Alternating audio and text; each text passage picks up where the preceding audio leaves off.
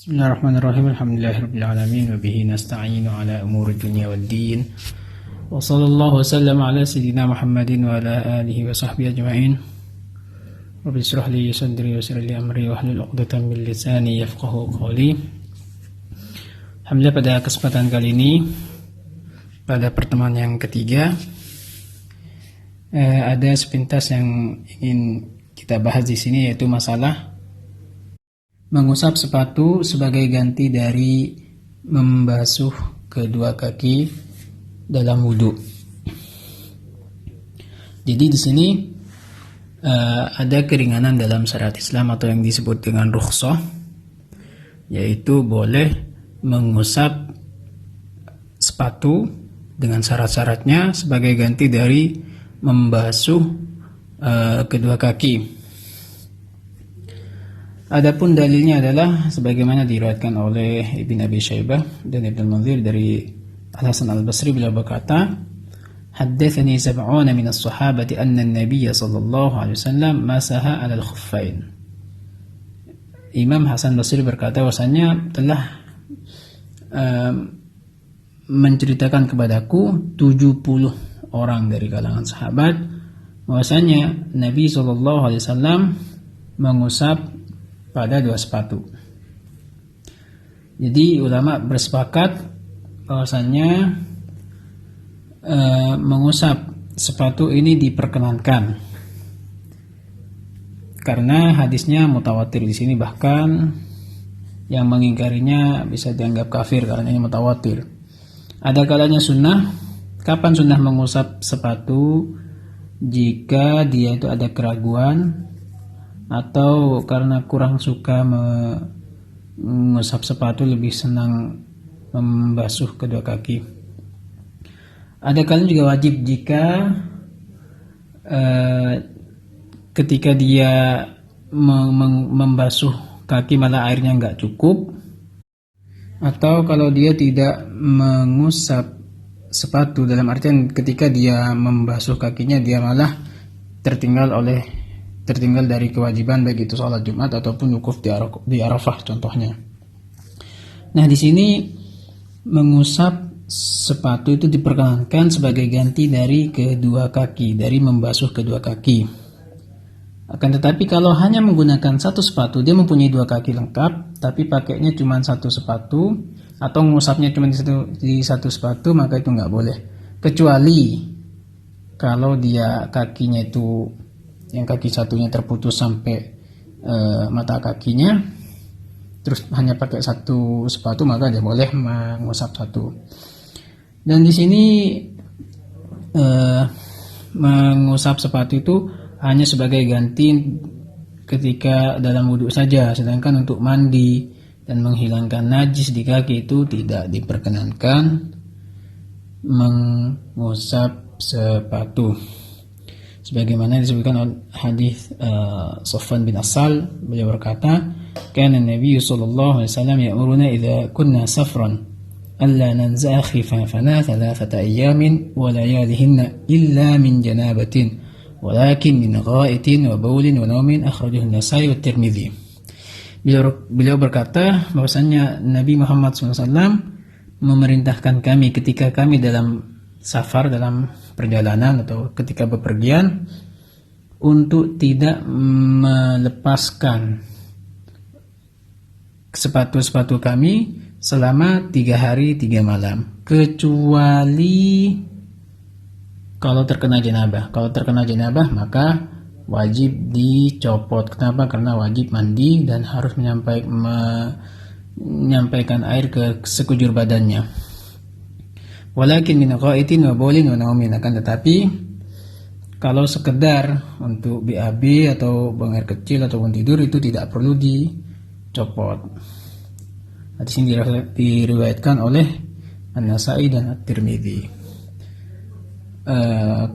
Ini jangan dipikirkan dengan masa sekarang ya.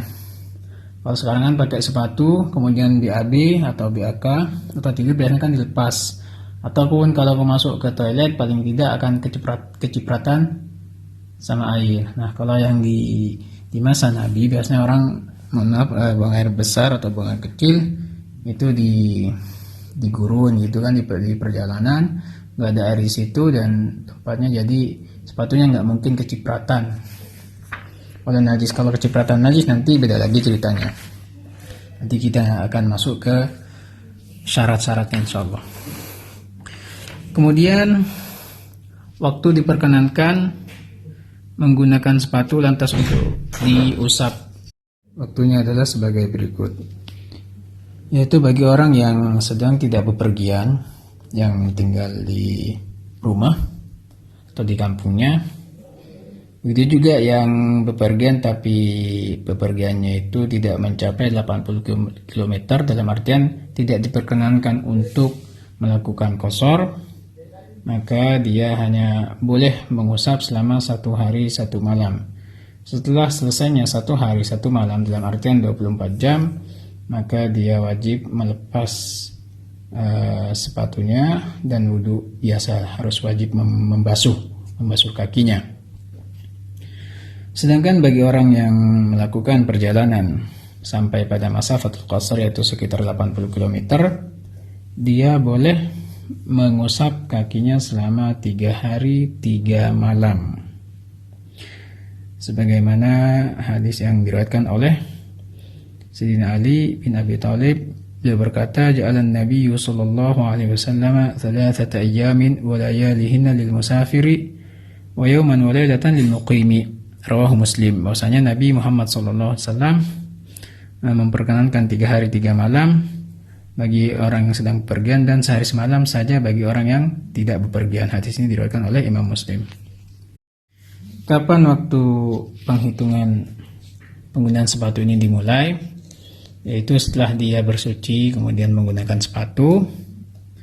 Nah, semenjak menggunakan sepatu itu belum dihitung, akan tetapi setelah berhadas, setelah menggunakan sepatu kemudian dia mempunyai hadas, maka semenjak itu dia dimulai penghitung waktunya.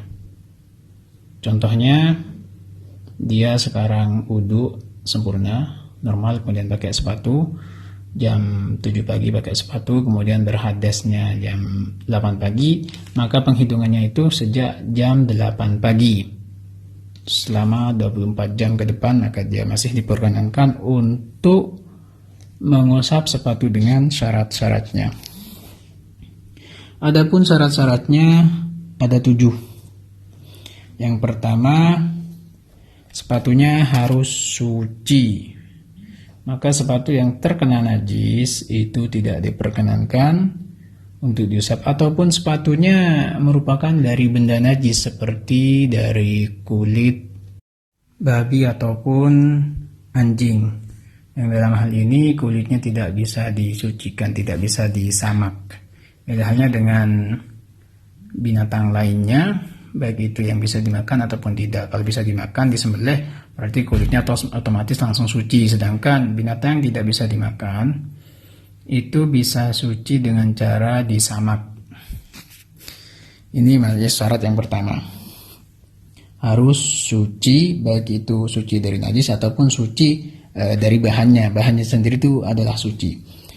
Yang kedua, sepatunya itu harus menutupi tempat yang wajib dibasuh di kaki, yaitu dari ujung jari kaki sampai mata kaki. Jadi harus menutupi mata kaki. Kalau tidak menutupi mata kaki, maka itu tidak diperkenankan untuk diusap. Yang ketiga, sepatunya harus kuat untuk dipakai jalan. Kalau sepatunya itu tipis, kayak sendal-sendal yang di hotel itu yang biasa terbuat dari busa, yang tipis, yang biasa untuk sekali 2 kali pakai. Kalau sepatunya bahannya seperti itu, sekiranya sekali pakai langsung rusak, maka itu tidak diperkenankan untuk diusap. Yang keempat, kalau disiram dengan air itu tidak masuk ke kaki. Dalam artian sepatunya ini tertutup rapi, dan tidak seperti kaos kaki. Kaos kaki itu kalau kena air langsung basah kakinya. Jadi di sini syaratnya adalah mencegah masuknya air kalau disiramkan. ke kaki, ke sepatunya tersebut. Yang kelima, tidak boleh ada yang nampak dari bagian kaki, baik dari samping ataupun dari bawahnya. Dalam artian tidak ada yang berlubang itu sepatunya, atau tidak ada jahitan yang terbuka. Yang keenam adalah talinya tidak boleh terbuka, meskipun kakinya tidak nampak. Kenapa? Karena ketika sepatu ini talinya lepas, mau nggak mau ketika kita berjalan nanti kakinya keluar dari sepatu. Yang ketujuh, yaitu menggunakan kedua sepatu tersebut dalam keadaan suci. Kalau belum bersuci kemudian pakai sepatu, maka dia harus bersuci terlebih dahulu, wudu normal dengan membasuh kaki baru pakai sepatu. Tapi kalau belum bersuci, dalam artian dia punya hadas lantas pakai sepatu, dia tidak boleh mengusap sepatu kecuali kakinya dibasuh terlebih dahulu. Lantas bagaimana cara mengusapnya? Yang wajib adalah hanya mengusap bagian atasnya saja. Mengusap bagian atasnya, dalam artian bagian bawahnya ini, bagian bawah sepatu itu tidak wajib diusap. Dan kewajibannya hanya satu kali, dan begitu juga tidak disunahkan untuk diulang-ulang lebih dari satu kali. Bedanya ketika membasuh kaki itu disunahkan 3 kali sebagaimana anggota-anggota lainnya. Adapun waktunya habis ketika dia itu wajib mandi besar, baik karena janabah, karena junub, ataupun karena haid dan nifas, maka dia wajib melepas sepatunya. Atau masa penggunaannya sudah habis, contoh bagi orang yang tidak bepergian atau bepergiannya kurang dari 80 km, maka waktunya bagi dia hanya 24 jam.